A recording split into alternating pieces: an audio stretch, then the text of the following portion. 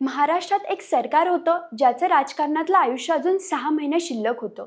बहुमत हातात होतं तरीही ते सरकार स्वतःहून निवडणुकांकडे गेलं आणि काही महिन्यातच सत्तेबाहेर फेकलं गेलं. असं नेमकं काय घडलं होतं 1999 मध्ये? ही गोष्ट आहे महाराष्ट्राच्या राजकारणातल्या त्या वळणाची, जिथे सत्तेपेक्षा अहंकार मोठा ठरला, गणितापेक्षा अंदाज फसला आणि इतिहासाने वेगळीच कलाटणी घेतली.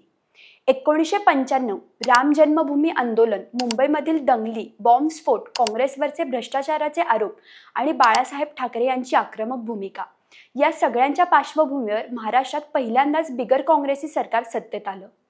शिवसेना भाजपा युतीचं सरकार, नारायण राणे मुख्यमंत्री, हिंदुत्वाची लाट, रस्त्यावरचा आक्रमक आत्मविश्वास आणि सत्ता हातात असल्याचा रुबाब. पण राजकारणात एक गोष्ट कायम लक्षात ठेवावी लागते, लाट कायमची नसते. 1995 मध्ये जी हिंदू मतं एकत्र होती ती 1999 पर्यंत पुन्हा जात, वर्ग आणि स्थानिक समीकरणांमध्ये विखुरली. सरकार सत्तेत होतं पण अस्वस्थता वाढत होती. त्याच काळात देश पातळीवर मोठा धक्का बसला. मार्च 1999 मध्ये अटल बिहारी वाजपेयींचं केंद्रातील सरकार फक्त एका मतानं पडलं. 13 दिवसांचं, 13 महिन्यांचं सरकार आणि त्यातून तयार झालेली सहानुभूती. याच क्षणी एक कल्पना पुढे आली. भाजपचे रणनीतिकार प्रमोद महाजन यांनी बाळासाहेब ठाकरेंना सांगितलं, आता निवडणूक घ्या, वाजपेयींची लाट आहे, काँग्रेसमध्ये फूट आहे, हा क्षण हातातून जाऊ देऊ नका. खरं तर महाराष्ट्र सरकारची मुदत मार्च 2000 पर्यंत होती. 6 महिने बाकी होते, पण आत्मविश्वास जास्त होता आणि अंदाज चुकले. कारण त्यावेळी काँग्रेसमध्ये एक शांत पण मोठा भूकंप सुरू होता. शरद पवार तेव्हा लोकसभेतील विरोधी पक्षनेते, सोनिया गांधींच्या परदेशी जन्माच्या मुद्द्यावर पवारांनी काँग्रेसमध्ये उघड बंड केलं.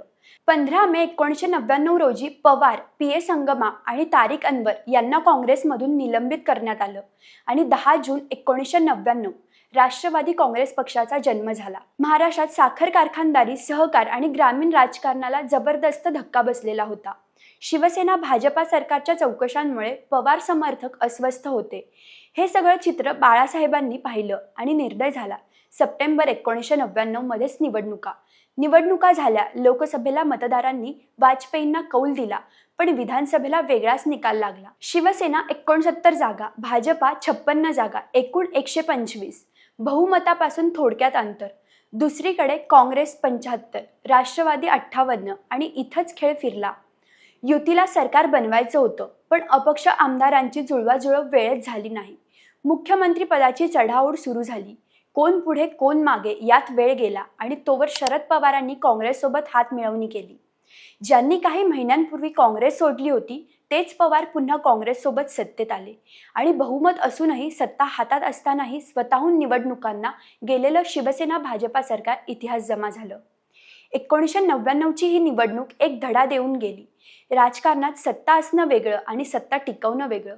अंदाज फसला, वेळ हातातून निसटली आणि महाराष्ट्राच्या राजकारणाला नवं वळण मिळालं. अशाच नाविन्यपूर्ण माहितीसाठी सत्ता मंच या यूट्यूब चॅनलला सबस्क्राईब करा आणि इन्स्टा पेजला फॉलो करायला विसरू नका.